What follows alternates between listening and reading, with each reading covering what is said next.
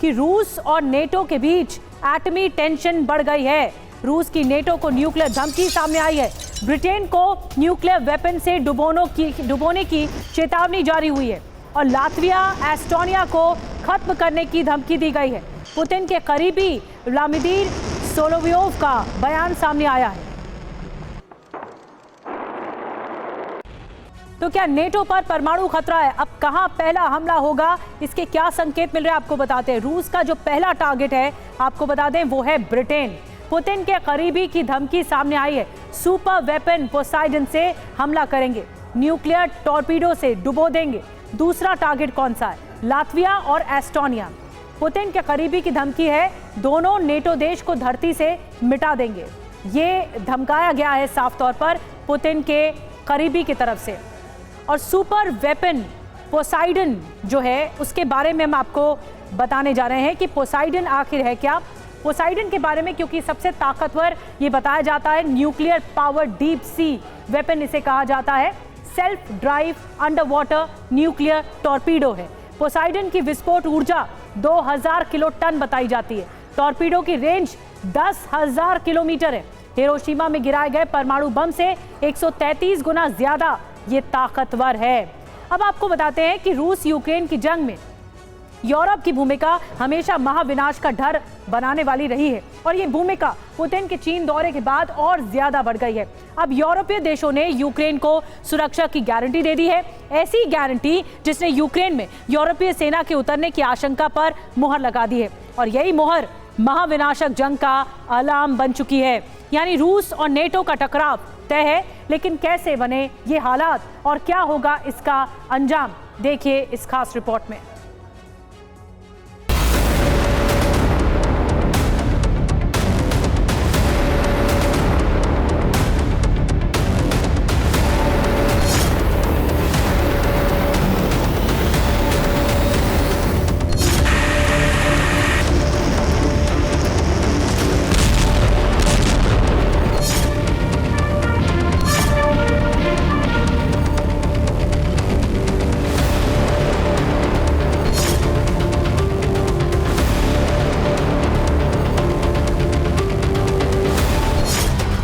युद्ध विराम की संभावना खत्म होते ही पहले से तैयार यूरोप ने यूक्रेन को रूस के खिलाफ रणभूमि बनाने की तैयारी शुरू कर दी है। इस तैयारी के तहत यूरोप ने यूक्रेन में सेना उतारने से लेकर मोर्चा संभालने तक की प्लानिंग कर ली है। बस इस प्लान पर सार्वजनिक सहमति की मोहर लगना बाकी है।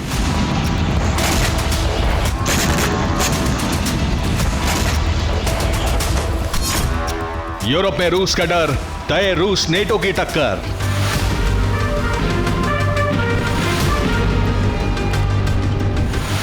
यूक्रेन को नेटो की सदस्यता दिलाने के लिए उतावले फ्रांस के राष्ट्रपति इमैनुअल मैक्रों ने एक ऐसी बैठक की मेजबानी की है जो रूस यूक्रेन युद्ध को सबसे भयानक रूप देने वाला है। यह बैठक है कोलिशन ऑफ विलिंग की, यानी मार्च 2025 में अस्तित्व में आए एक ऐसे गठबंधन की जो स्वेच्छा से यूक्रेन को समर्थन देने के लिए प्रतिबद्ध है। और इन देशों में सिर्फ ब्रिटेन, फ्रांस, जर्मनी अकेले नहीं हैं, बल्कि 31 देश शामिल हैं।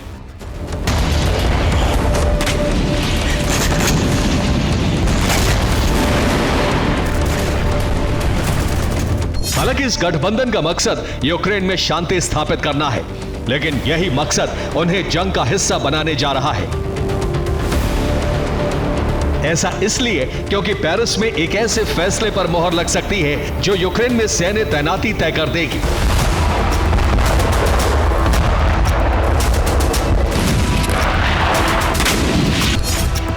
और इस फैसले की बुनियाद है यूक्रेन को सुरक्षा की गारंटी।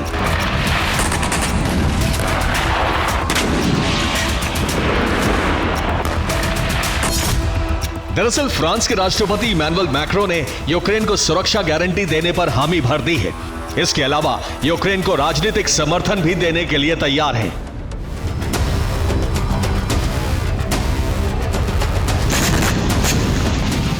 हालांकि यह शांति समझौते की दशा में हो सकता था, लेकिन स्थिति बदल गई। अब यूक्रेन में शांति स्थापना के लबादे में सैन्य तैनाती की तैयारी शुरू हो गई है, जिससे ज़ेलेंस्की का आत्मविश्वास बढ़ गया है।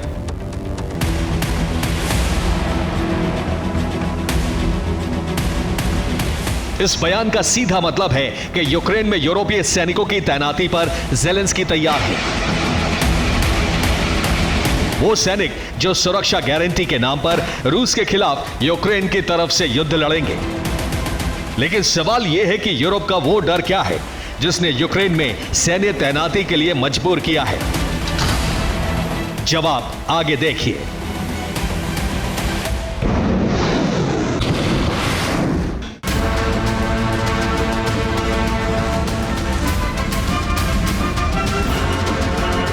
यूरोप का डर सिर्फ रूस की आक्रामकता से नहीं बढ़ा है, बल्कि आकार ले चुके नए गठबंधन से भी बढ़ा है, जिसका प्रमाण है स्वीडन के रक्षा मंत्री पॉल जॉनसन का बयान। उनके मुताबिक चीन ने नए हथियारों का प्रदर्शन किया है। चीन ने विक्ट्री डे परेड पर शक्ति प्रदर्शन भी किया है। इसलिए नेटो के लिए रूस सबसे बड़ा खतरा बन गया है। जॉनसन का सीधा इशारा है कि चीन की विक्ट्री डे परेड कोई वार्षिक आयोजन नहीं है, बल्कि रूस के पक्ष में खड़े एक ऐसे गठबंधन का प्रदर्शन है जो युद्ध को विस्तार दे सकता है। यही वजह है कि अब यूक्रेन को रण क्षेत्र बनाने की तैयारी शुरू हो गई है।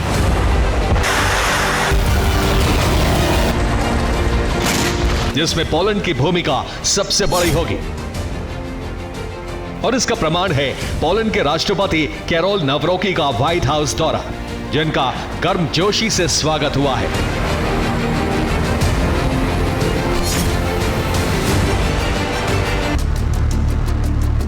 अमेरिका में नवरोकी के बयान के पीछे है रूस के हमले का डर और ट्रंप से मिला सुरक्षा का आश्वासन।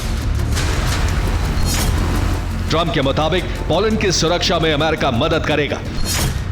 पोलैंड से सैनिक हटाने के बारे में नहीं सोचा गया। अमेरिका पूरी तरह पोलैंड के साथ खड़ा है। यानी ट्रंप ने साफ कर दिया है कि रूस और यूरोप के युद्ध में अमेरिका की मदद मिलेगी। लेकिन यह मदद यूक्रेन के लिए नहीं होगी, बल्कि यूरोपीय देशों के लिए होगी।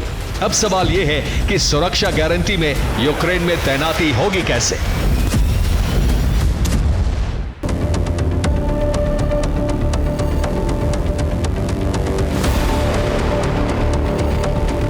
यूक्रेन की सुरक्षा गारंटी में सबसे अहम भूमिका उन देशों की होगी जिनकी सीमा यूक्रेन या रूस से जुड़ती है।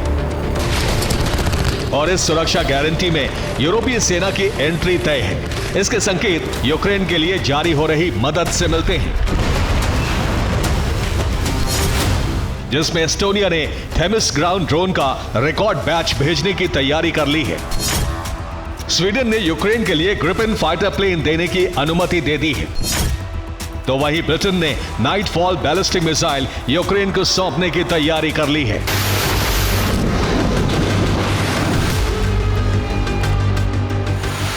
इनके अलावा डेनमार्क अब यूक्रेन के लिए लंबी दूरी तक हमला करने वाली मिसाइल और उसका फ्यूल बना रहा है। यही नहीं, ड्रोन निर्माण यूनिट में भी डेनमार्क, लिथुआनिया और लातविया साझेदार बन गए हैं। अब सवाल रूस के एक्शन पर है। रूस का अगला कदम क्या होगा? इस सवाल का जवाब क्रेमलिन से जारी बयान में मिलता है, जिसमें कहा गया है कि यूक्रेन में यूरोपीय सैनिकों के बारे में चर्चा नहीं होगी। यूक्रेन में कोई भी विदेशी सैनिक रूस को स्वीकार्य नहीं है।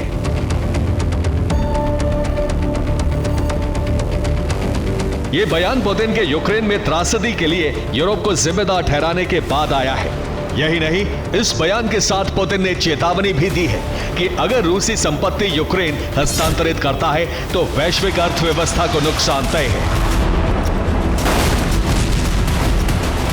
लेकिन प्रतिक्रिया सिर्फ बयान तक सीमित नहीं है, बल्कि टकराव की स्थिति गुटों में होने तक पहुंच गई है, जिसमें उत्तर कोरिया पहले ही शामिल है।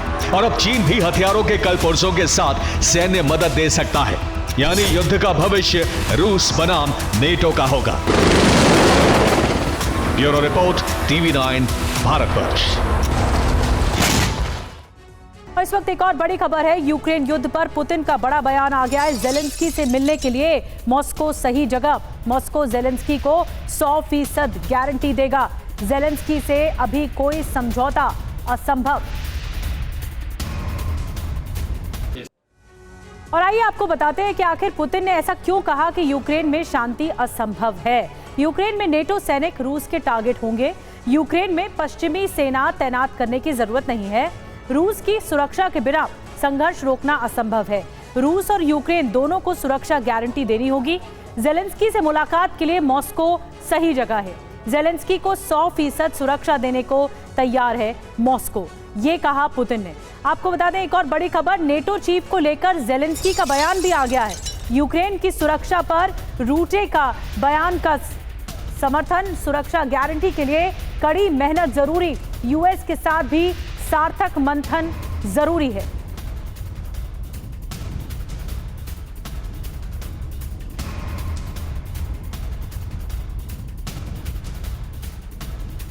और एक और बड़ी खबर आपको बता दें, यूक्रेन ने 2 नए ड्रोन लॉन्च किए हैं। रूस के अंदर हमले के लिए ड्रोन लॉन्च किए गए। 1400 किलोमीटर तक हमले में सक्षम है ये ड्रोन। भारी पेलोड के साथ उड़ सकता है ड्रोन। की पोस्ट की रिपोर्ट में यह दावा किया गया। और यूक्रेन का विनाशकारी ड्रोन आपको बताते हैं, मॉस्को पर हमले के लिए यूक्रेन ने 2 ड्रोन लॉन्च कर दिए हैं। पहला ड्रोन, दूसरा ड्रोन आपको बता रहे हैं। पहला ड्रोन है FP1 और FP2। मॉस्को पर हमले के लिए ये है तैयारी। आपको बताते हैं पहला जो ड्रोन है FP1 है जिसकी रेंज 1400 किलोमीटर है और दूसरा ड्रोन FP2 है जिसकी रेंज 200 किलोमीटर है। अब आके आपको क्वालिटीज बताते हैं, इसके पेलोड के बारे में बताएंगे। भारी मात्रा में FP1 में भारी मात्रा में आप ले जा सकते हैं पेलोड, और दूसरा जो FP2 है 105 किलो तक इसमें पेलोड जाया जा सकता है। तो ये दोनों ड्रोन है। अब बड़ी बात क्या है ये जानिए। पहला ड्रोन रूस के अंदर हमले में सक्षम है, ये बड़ी बात है। दूसरा ड्रोन भारी तबाही मचाने में सक्षम है, यानी दोनों अगर मिल जाएंगे तो और ज्यादा विध्वंस हो जाएगा। और एससीओ समिट के बाद चीन में रूस के राष्ट्रपति पुतिन की प्रेस कॉन्फ्रेंस हुई। इस मंच से पुतिन ने यह कह दिया कि अगर रूस के लक्ष्य शांति से पूरे नहीं होते हैं तो सेना की अंतिम साधन होगा। जेलेंस्की से बातचीत के दरवाजे खुले हैं, लेकिन उन्हें मॉस्को आना होगा। शर्त इतनी पेचीदा है कि यूक्रेन इसे मानेगा नहीं। पुतिन की मंशा को समझते हुए यूक्रेन ने रूसी जमीन पर हमले तेज कर दिए हैं। खासकर ऊर्जा ठिकानों को निशाना बनाया गया है। ये इस बात का संकेत है कि रूस के हमले और ज्यादा तेज होने वाले हैं।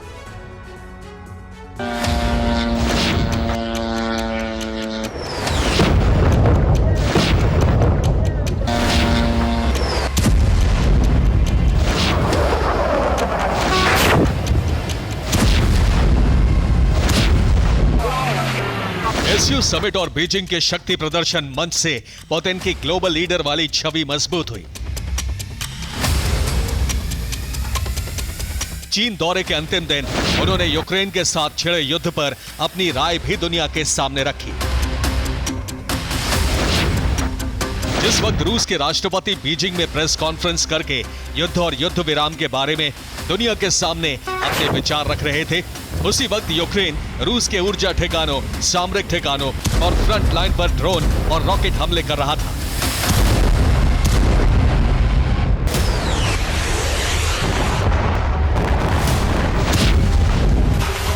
खेरसोन जहां रूस का आंशिक कब्जा है और ऑफेंसिव ऑपरेशन जारी है, वहां यूक्रेनी सेना ने घातक हमले किए हैं।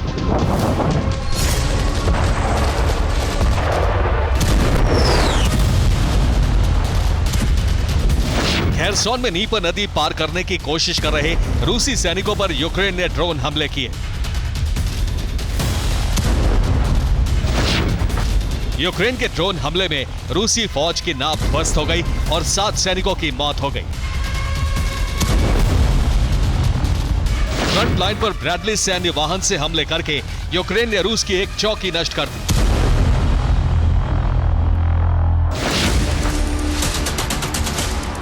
लुहांस्क में यूक्रेन ने ड्रोन हमले करके रूस के कई सैन्य वाहन तबाह कर दिए। ज़ेपोरिज़िया में यूक्रेन ने रूस के S-300 एयर डिफेंस सिस्टम के लॉन्चर और बक एयर डिफेंस सिस्टम को नष्ट करने का दावा किया है। इसके साथ ही फ्रंट लाइन पर MiG-29 ने हैमर बमों की बरसात भी की। जिस वक्त फ्रंट लाइन पर यूक्रेनी फौज बारूद बरसा रही थी, उसी वक्त राष्ट्रपति पुतिन युद्ध विराम की बात कर रहे थे।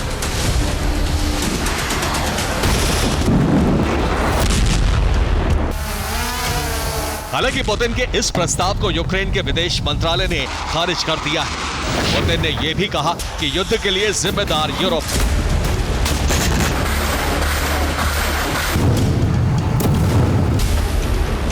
प्रेस कॉन्फ्रेंस में पुतिन ने ज़ेलेंस्की को वार्ता के लिए मॉस्को आने का न्योता दिया। यूक्रेन युद्ध के लिए यूरोप को जिम्मेदार बताया। यह भी कहा कि युद्ध जमीन के लिए नहीं बल्कि रूसी भाषी जनता के हितों के लिए छिड़ा है। यह भी कहा कि यूक्रेन लंबा युद्ध लड़ने में सक्षम नहीं है।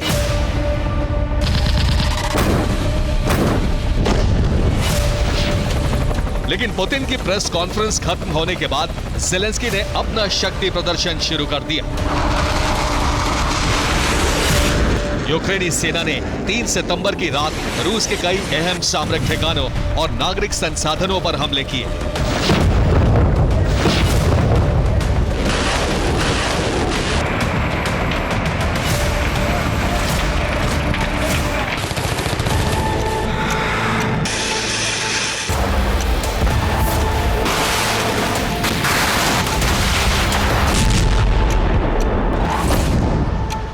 रोस्टोव के बिजली घरों और रडार स्टेशन के साथ साथ यूक्रेन ने रूसी रेलवे नेटवर्क पर भी ड्रोन हमले किए।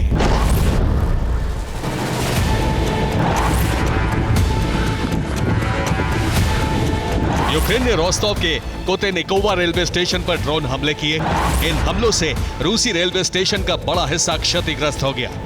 इसके साथ ही ट्रैक भी क्षतिग्रस्त हुआ है। रोस्टोव में रूस को ट्रेन की आवाजाही रोकनी पड़ी है।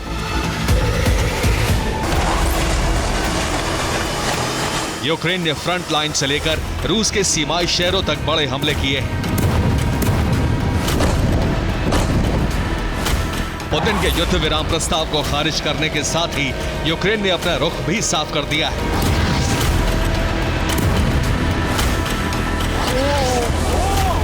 यूक्रेन के राष्ट्रपति वोलोदिमीर ज़ेलेंस्की ने कहा है कि डॉनबास इलाके से यूक्रेनी सेना पीछे नहीं हटेगी। डोनेस्क और लुहांस्क में रूसी सेना पर हमले होते रहेंगे। रूस के आगे झुककर यूक्रेन अपनी संप्रभुता से समझौता नहीं करेगा। यूक्रेन की जमीन पुतिन को उपहार में नहीं दी जा सकती।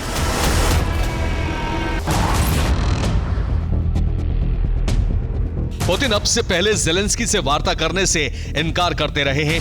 उनका कहना है कि कानूनी तौर पर ज़ेलेंस्की यूक्रेन के राष्ट्रपति नहीं है। अब पहली बार सार्वजनिक तौर पर बात करने को तैयार हुए तो मॉस्को आने की शर्त रख दी।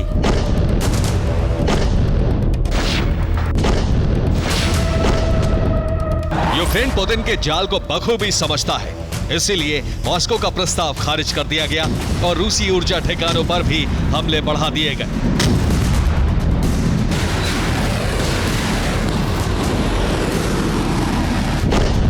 तेल और गैस से होने वाली रूसी आमदनी 30 महीने के सबसे निचले स्तर पर है। प्रतिबंधों यूक्रेन के हमलों से रूसी कॉरपोरेट अब तक के सबसे बड़े घाटे में है। अगस्त के महीने में यूक्रेन ने रूस के ऊर्जा ठिकानों पर कई बार बड़े हमले किए।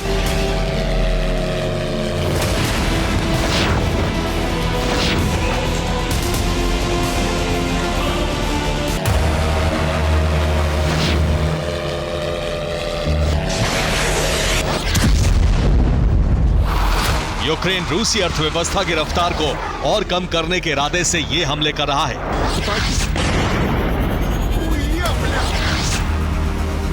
इस मकसद में वो कामयाब भी हो रहा है। रूस का तेल उत्पादन 32% तक घट चुका है।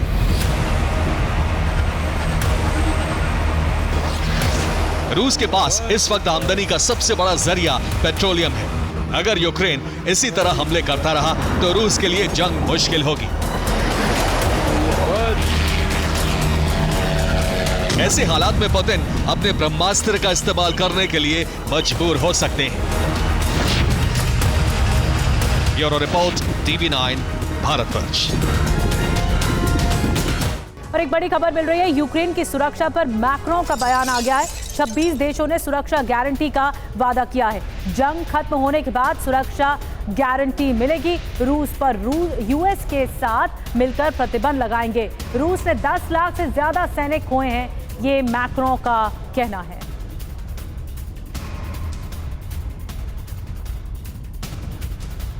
और अब आपको बताते हैं, मैक्रों को आपने सुन लिया। और यूक्रेन में यूरोप के सोल्जर 24 घंटे में महाविध्वंस। देखिए, यूरोप के 26 देश यूक्रेन को सुरक्षा गारंटी देंगे। कुछ देशों की सेना यूक्रेन की जमीन पर उतरेगी। समंदर, हवा, जमीन जरूरत के हिसाब से तैनाती होगी। रूस ने विरोध किया तो नए सैंक्शंस लगाएंगे, ये इमैनुअल मैक्रों की ओर से कहा गया है। अब आपको बता दें कि पेरिस 30 यूरोपीय देशों के नेता जुटे, और जिसमें वो सभी देश थे जो यूक्रेन को हथियार सप्लाई कर रहे हैं। मीटिंग का 5 सूत्रीय एजेंडा था, जिसमें 5 मुद्दों पर मंथन किया गया। आइए ये 5 मुद्दे समझते हैं क्या थे ये। यूरोप से युद्ध संकट, रूस versus NATO ticket. 5 point agenda. पहले दिखाते हैं आपको कि प्लान क्या था। यूक्रेन को सुरक्षा गारंटी, रूस से यूक्रेन की रक्षा हो सके।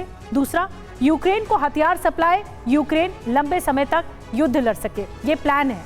और एजेंडा क्या है ये भी बता रहे हैं आपको। तीसरा, यूक्रेन में शांति सेना, और प्लान क्या है कि फैसला बाकी कुछ देश सहमत नहीं है।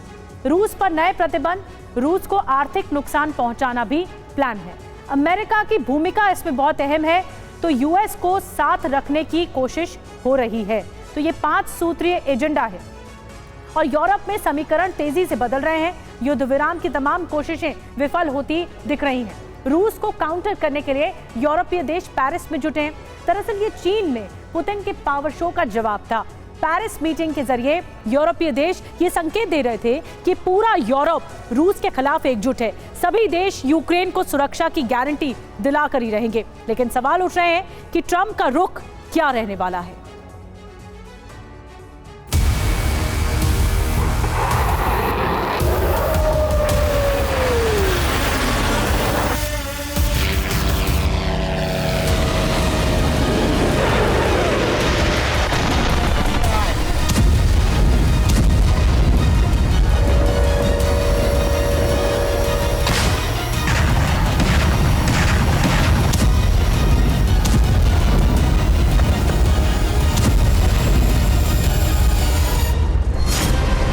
पुतिन का आक्रोश है जो लगातार बढ़ रहा है।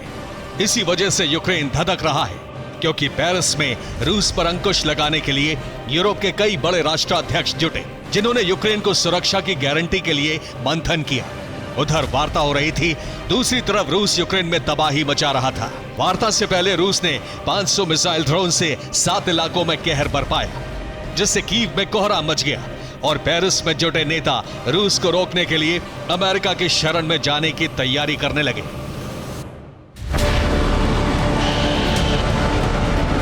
इन हमलों ने युद्ध विराम की संभावना पर पूरी तरह विराम लगा दिया है।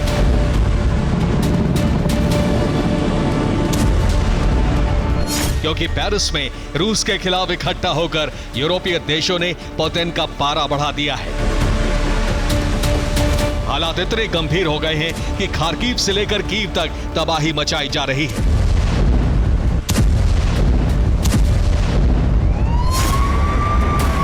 इतना बारूद झोंका जा रहा है, अब या तो ज़ेलेंस्की सरेंडर करेंगे या फिर देश छोड़कर भागेंगे। एससीओ समिट में शामिल होने के बाद पुतिन ने रूस लौटते ही क्रेमलिन के इमरजेंसी मीटिंग की और यूक्रेन पर सितंबर के सबसे बड़े हमले का ऑर्डर दे दिया।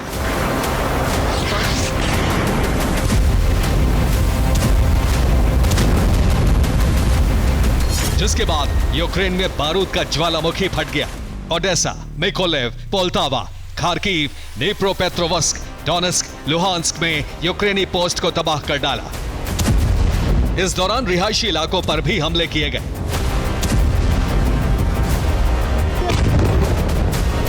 इसके अलावा बाल्टिक और काला सागर में डिप्लॉयमेंट बढ़ा दिया।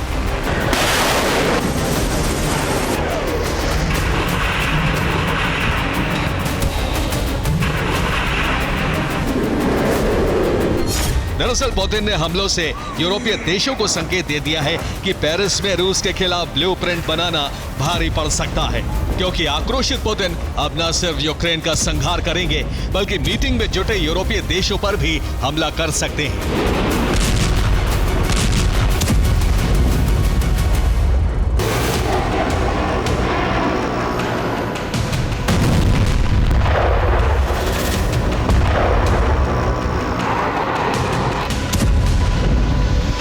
यूरोपीय देशों की पेरिस मीटिंग पर रूस ने विध्वंसक प्रतिक्रिया देकर अपने मंसूबे जता दिए हैं। अगर कोई भी फैसला रूस के मिशन कीव के रास्ते में आया तो पूरे यूरोप में तबाही तय है।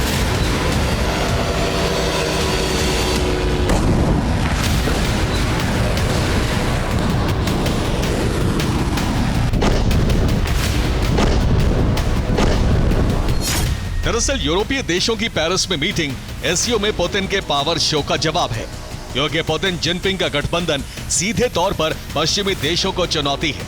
ये एक दूसरे के संकट के वक्त दोनों साथ हैं। इसी तरह यूरोपीय देश पेरिस में यूक्रेन के साथ होने का दावा करते दिखे, सुरक्षा गारंटी पर चर्चा करते रहे। 72 घंटे के अंतराल पर हुई दोनों मीटिंग से यह तय हो गया कि अब शांति समझौते की उम्मीद करीब करीब खत्म हो चुकी है। हालांकि अभी तक ट्रंप की तरफ से युद्ध विराम पर तस्वीर साफ नहीं हुई है, लेकिन पेरिस मीटिंग के बाद ट्रंप ने यूरोपीय नेताओं से वीडियो कॉन्फ्रेंसिंग पर बात की। इससे संकेत मिल रहा है कि ट्रंप यूरोप में नए सिरे से प्लानिंग कर रहे हैं। कहीं ऐसा ना हो ट्रंप और यूरोपीय देशों का नया ब्लूप्रिंट यूक्रेन के अस्तित्व के लिए विनाशक साबित हो, क्योंकि अब यूक्रेन के पास हथियार भी नहीं बचे हैं और ना ही फंड।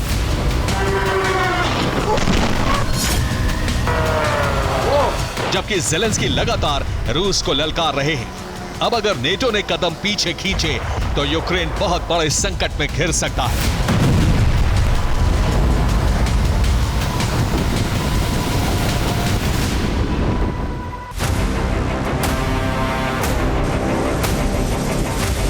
अब यूरोप में आर पार की जंग के आसार बन रहे हैं। पुतिन यूक्रेन का अंत करने के बाद भी नहीं रुकेंगे, जबकि यूरोप पुतिन को रोकने के लिए एकजुट हो रहा है।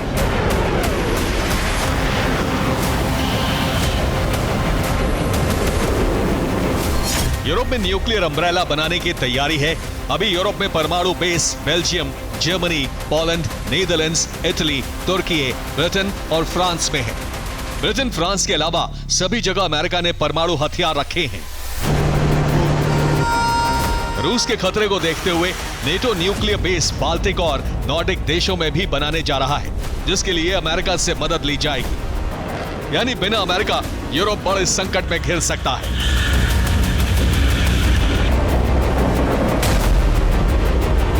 अगर अमेरिका को हटा दिया जाए तो रूस के पास पूरे यूरोप से करीब 10 गुना ज्यादा परमाणु हथियार हैं, जिनका इस्तेमाल वो उन सभी यूरोपीय देशों पर कर सकता है जो यूक्रेन को हथियार पहुंचा रहे हैं। वैसे भी पुतिन यूरोप में टैक्टिकल परमाणु हथियारों के इस्तेमाल की धमकी दे चुके हैं। पेरिस में बने ब्लूप्रिंट के बाद पुतिन के पलटवार की बारी है, जिसका ट्रेलर वो यूक्रेन पर 500 मिसाइल हमले करके दिखा चुके हैं। Bureau report, TV9, Bharatvarsh.